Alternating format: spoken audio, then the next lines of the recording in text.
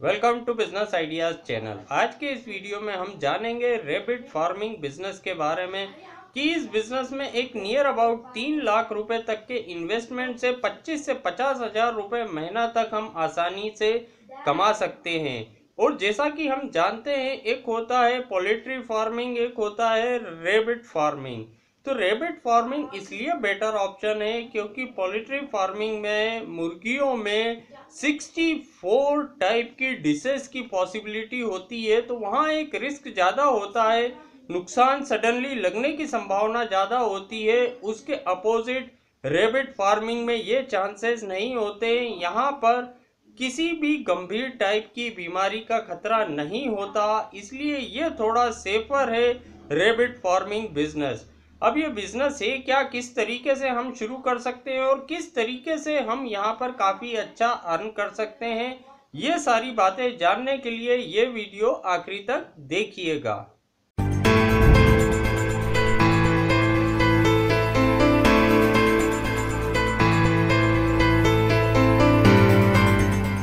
चलिए शुरू करते हैं खरगोश पालन बिजनेस के बारे में कि किस तरीके से इसे हम शुरू करें। तो यहाँ पर जो सबसे पहली ज़रूरत होती है वो होती है जगह की। अगर हमारे पास कोई आउटसाइड में जगह अवेलेबल है, अगर जगह नहीं भी अवेलेबल है तो वो हम रेंट पे ले सकते हैं, शहर से थोड़ा सा आउटसाइड दूर, जहाँ से हम ये बिजनेस शुरू करें।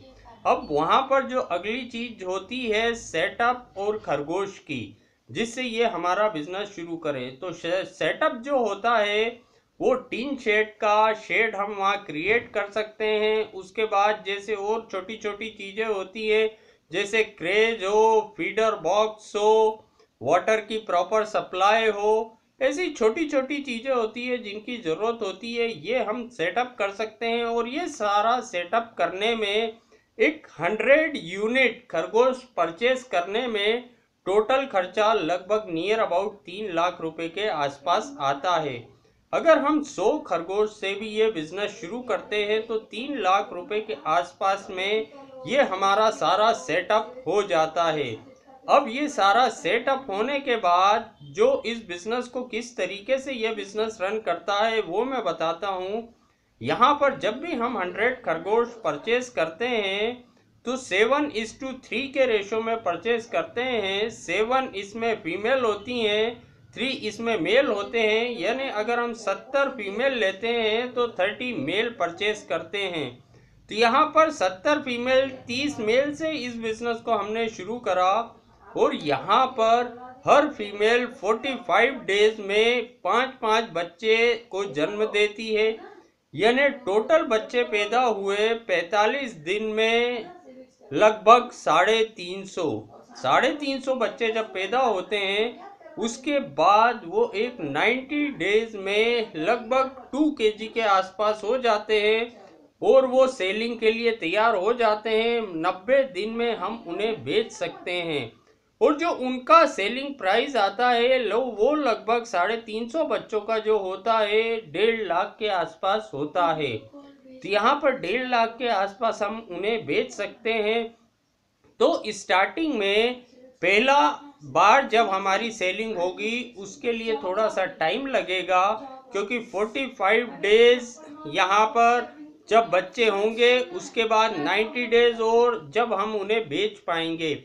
लेकिन उसके बाद कंटिन्यूस जब वो यहाँ पर बच्चे देंगे हर 45 डेज में, तो यहाँ पर एक रोटेशन बन जाता है और कंटिन्यू सेलिंग हमारी 45 डेज में होना शुरू हो जाती है। तो कंटिन्यू 45 डेज में 1.5 लाख रुपए के आसपास के खरगोश हमारे इजीली बिक जाते हैं।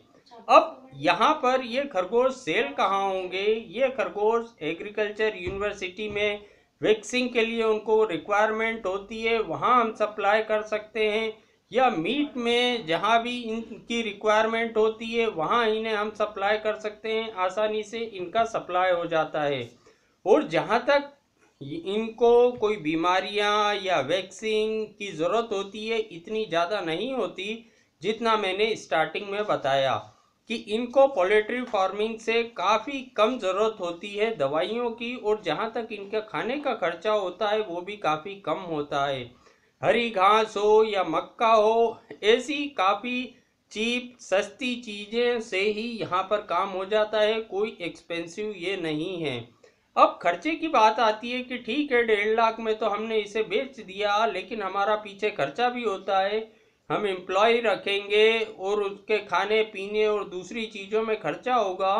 तो अगर हम 50% खर्चा भी हटा लेते हैं कि 50% खर्चा होता है तो 75,000 रुपीज़ हमें बचता है। और अगर हर 45 डेज में 75,000 रुपीज़ हमें मिलने लगेगा तो ये काफ़ी अच्छी अर्निंग होती है एक 3 लाख रुपए तक के इन्वेस्टमेंट पे। और हम हमारी अर्निंग यहाँ कई गुना बढ़ा सकते हैं, यहाँ पर इस काम को और बड़ा कर सकते हैं, यहाँ पर हम ज़्यादा खरगोश से इस बिज़नेस को शुरू कर सकते हैं। तो यहाँ पर इस बिज़नेस में आगे काफ़ी ग्रोथ की संभावना है। ये बिज़नेस पोल्ट्री फार्मिंग से ज़्यादा सेफर बिज़नेस है और इस बिज़नेस को हम काफ़ी आसानी से कर सकते हैं एक थोड़ा सा नॉलेज गेन करके। जो भी इस बिज़नेस में इन्वॉल्व है उनके साथ 2-4 दिन मिल के 2-4 दिन मीटिंग करके उनकी फार्मिंग देख के, जहाँ भी किसी की इसकी फार्मिंग हो इससे रिलेटेड, हम भी जिस भी एरिया में रहते हो हमारे नियर जो भी आसपास यहाँ पर रैबिट फार्मिंग का बिजनेस करता हो उससे जाके मिल के इस बिजनेस को हम शुरू कर सकते हैं। तो आज के वीडियो में इतना ही। वीडियो अगर पसंद आया हो तो वीडियो को लाइक शेयर और सब्सक्राइब करना ना भूलें। Thank you.